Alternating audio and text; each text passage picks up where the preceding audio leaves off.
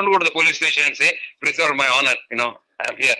He will take money from the gunda and then he get you hit. Don't go to the court if you want justice. But having said that, I'll tell you one thing. Even if you have a cold, let us say, even if you cough a couple of times, do not treat yourself. You must have a doctor. I don't know what the specialty of the doctor should be. He can be a homeopath, he can be an allopath, he can be an Ayurvedic man, he can be a Pandit, he can be an RMP, he can be an osteopath, he can be a chiropractic. Doesn't matter. Because a study by the WHO in Thailand some years ago showed there are 5 types of medicine practiced in Thailand. Modern medicine, Western modern medicine, pure Chinese medicine, integrated Chinese, Samoa medicine. Samoa medicine is a type practiced in Thailand where the father tells the son when he is dying how he was treating his patient. The son is not supposed to tell anyone else till he dies and then tell his son. So it runs in the family, Samoa system. Then last quacks are everywhere, Because they call themselves RMPs. Suddenly they become doctors. They go to Ceylon and get a doctorate, PhD degree or something like that. They become doctors. All these 5 people were studied effect on society. Do you know what the study showed after 5 years? All of them were effective on society. Now we know why. There's a study which is done now. Last year it was done in 4 universities, Oxford, Cambridge, Hamburg and Munich. What did the study do? It was done from Oxford, and Professor Bingle, who is a professor of medicine in Oxford, was the lead author of the study. They were treating patients, cancer patients with severe pain by injecting morphia. Morphia is the best painkiller that all of you know, and they were running a drip of morphia. But told the patient, this is not morphia we are giving you. This is a new vitamin we have discovered for cancer, and you will be all right. And what happened? Nobody's pain relieved. Everybody had continuous pain. And morphia was running in this drip. Then they took the same patient in the next study, crossover. They were running saline, salt water, into the vein and told the patient, this is morphia, a new salt of morphia. Everybody's pain relieved. Did you understand that? Pain got relieved with salt water. Pain did not get relieved with morphia.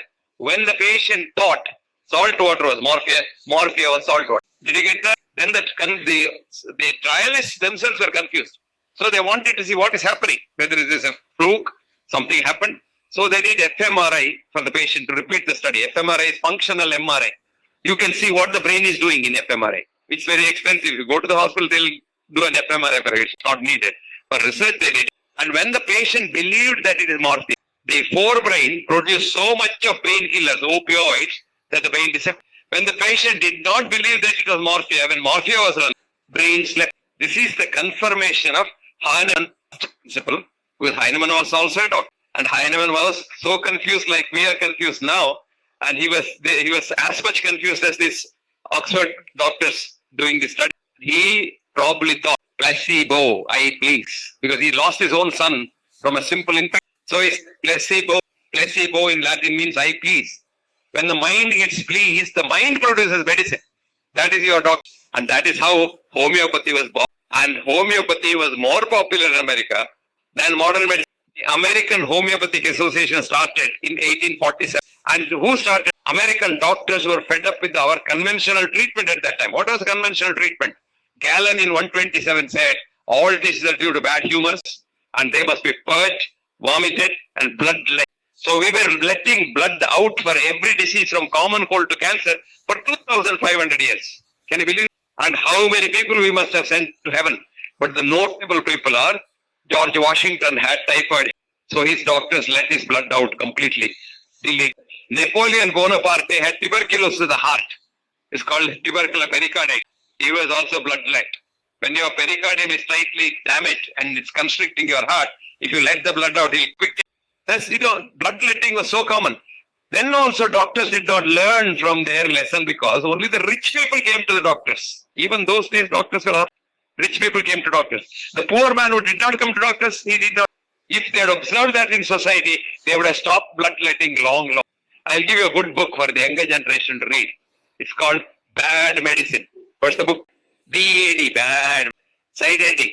Doctors harming patients since Hippocrates. Written in 2012, last year, 2013, by a historian, professor of history in the University of Leeds. His name is David, David Wooten, Wootten. I want all of you to read their book because it shows how foolish we are if you don't, if you just think what happened. How many of you read this book called Doctors? It's a drama written by George Bernard Shaw, very famous drama. George looked at what the doctors were doing in London. There was a great doctor in London, one of the greatest surgeons. His name is Arbuthnot. And Arbuthnot Lane had a philosophy that all diseases are because the poisons come from you eat something, you eat today, it remains till tomorrow morning, it gets a poison, it becomes a poison in the gut. So the poison comes and you get. So what did he do? Principle of surgery. Anybody who comes to him with any disease, he will remove. It's called colectomy. So there is of the shit coming at the other end, it used to come in out here when there is a tube you keep. And there's an ostomy tube. So everybody who had money in London had a bag with shit collected. So London started, and no doctor had the guts to talk to Arbuthnot Lane because he was like a giant.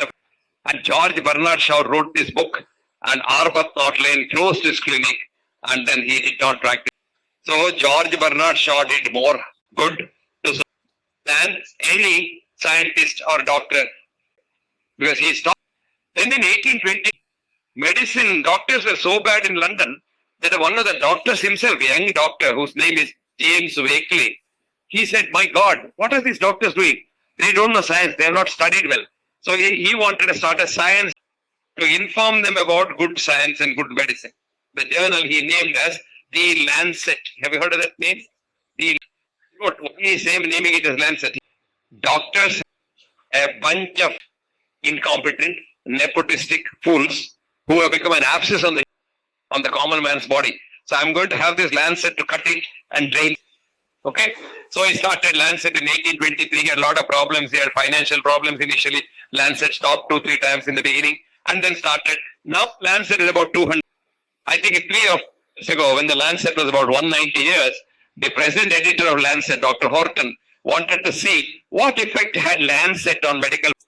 Now the original founder wanted medical practice to be good, no? So what has happened? So he commissioned a medical historian called Hilary Butler. She's from New Zealand, but she is a very famous medical historian. He said, "I'll give you this much money, study and tell me what effect Lancet had." She wrote a book published in Lancet. What was a bunch of nepotistic, corrupt rascals in 1823 has transformed itself into a corporate monstrosity all over the world, which will cut. This is what is happening.